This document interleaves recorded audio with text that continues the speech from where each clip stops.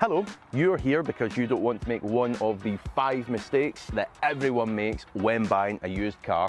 So using my trusty Workhorse CRV, I'm going to show you exactly what they are, and make sure you hang around until the last one because it's really, really important.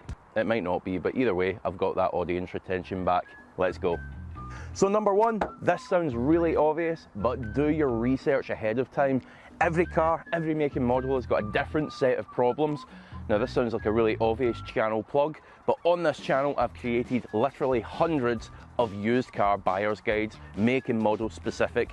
So go off, do a search on this channel, find the car that you're interested in, learn about the problems, and then you're going to know the specific points to look for. Gonna be quicker than that. Right, okay. Take 2. Welcome to my wheels and tyres.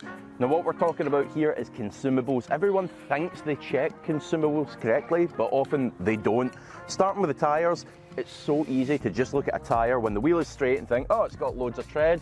Bear in mind, if the tracking is off on that car, it's going to wear the inside of the tyre way faster. It's not uncommon to see cars come through workshops and the tyre tread looks fine on the outside, but on the inside it's on the cords and 4 new tyres are needed. That is not a nice £400 surprise for the new owner. And brakes, you don't need to be a mechanic to check the condition of the brakes on the car that you're buying. Now most modern cars, they're going to have disc brakes just like this. And what you're looking at is 2 separate components, the disc itself and the pads. Now the pads, it's all about the thickness on them. If they're wearing really thin, then they're going to need swapped out soon. The discs themselves, if they just look in general poor condition, I'll put some photos up now, they're going to need swapped out. Or if they've got a great big honking lip around the outside, that's also meaning they're going to need swapped out. This next one blows my mind that anyone would consider buying a car without doing this, and that is a proper HPI check. Think of this like a background check. If you were an employer and you were hiring someone, you're going to check their background, otherwise you could end up with some weirdo working for you. Equally well, that weirdo could have owned that car that you're looking to buy. So, get a note of the plate. If it's not in the ad, ask the owner. If he's not willing to give it to you, there's something odd about that, so move on to the next one. Get the plate, head to vehiclescore.co.uk. Put the plate in, it's going to tell you the good and bad points about that car for completely free. But if you are serious about buying it, make sure you purchase one of their paid HPI reports. I'll drop a 15% discount voucher and link in the description below. I never want to hear that I'm not good to you again. No, I'm actually fine. What I'm talking about here is leaks. So you're going to want to get down, have a look underneath the car. Here's where people tend to go wrong though. They do this before they go on the test drive, which means any unscrupulous buyer has had a chance to mop up any mess. So you arrive and it looks pristine under here. So here's the best tip. Go for that test drive and check after it. Make sure it's all still as clean as it was before. As I mentioned, check out a make and model specific buyer's guide, ideally on this channel so I get the watch time. But here's one thing that people often neglect to check, and again they get hit with a big bill, and that is the clutch. Now if it's going to be a manual car that you're buying, make sure the clutch isn't slipping and is working correctly.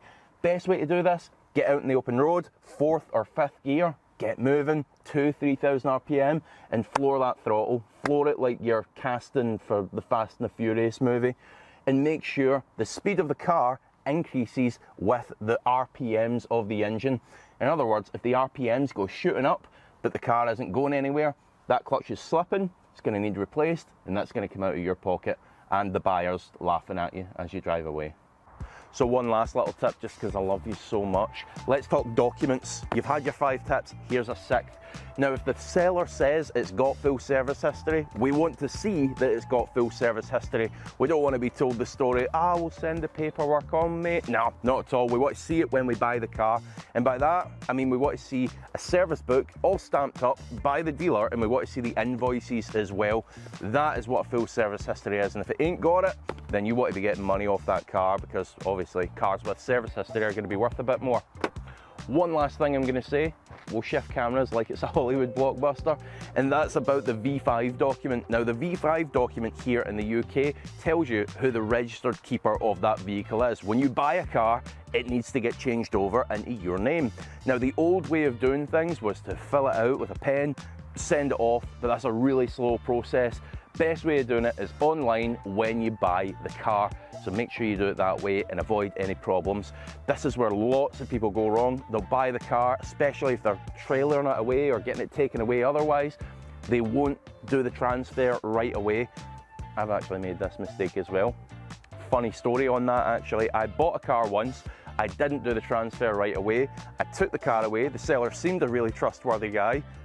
Odd that his mobile number didn't work after I bought the car, but never mind. And what he done is right after I'd left with the car, he kept the V5 document, gave me an old one, said there you go.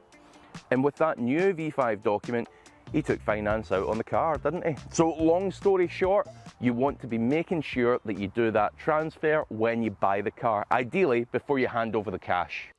So I figured some of you inquisitive types might quite like to see how this system works if you haven't seen it before. The way to find it, you can literally Google "I sold my car," click on the DVLA link, make sure it is the DVLA and you aren't on some scammer's website. And also note you can only do this between 7 AM and 7 PM, so try and buy the car within those hours. Follow the prompts on screen. Are you a motor trader? No, I am not. Then it's going to ask us, have you sold it, put it in someone else's name, bought it, what have you done? The issue is if we try and fill this out as the buyer, I'm going to say bought it, you'll see here it'll tell us we basically need to fill out a section of the logbook, send it off by snail mail and wait an eternity on the new logbook coming through, so that's not much good. Let's go back because we want to look at it from the seller's point of view. This is what they're going to do. They're going to say, I've sold the car, presumably privately to a person or business. Then it tells them what to do. Give you the new keeper slip and tell DVLA using this service that they've sold their car. Now the good thing about this is any wrong details that they try and input, an old V5 document number, the wrong registration plate, the system's going to kick it back, so you'll know right away there's a problem. That's why it's key that you get them to do this in front of you before you hand over the cash. And there we have it. Let's jump into a bit of a recap now so we can make sure that your next motor is a good one. Before we get started in that recap, quick favour to ask you, if you've made it this far in the video, you can't hate me that much, so please do consider hitting that subscribe button, hit the like button and let me know your thoughts in the comments section below. Number 1, do the model specific research. Remember you can do that right here on this channel. There's hundreds of buyer's guides waiting on you, so fill your boots. Number 2, check the consumables properly. Remember for tyres, that includes the inside edge. Number 3, purchase a quality HPI check. They are worth their weight in gold, and remember there is a 15% discount voucher for vehicle score in the description below. Number 4, you can really mess with a bad seller's plans to clean up mess before you arrive by checking for fluid leaks after the test drive. Number 5, remember to check for any clutch slippage whatsoever. It is expensive and it is a wear component after all. And number 6, remember to look at all the documentation, including the service history, before you buy the car. Don't accept that they're going to send it to you after the date. Check first.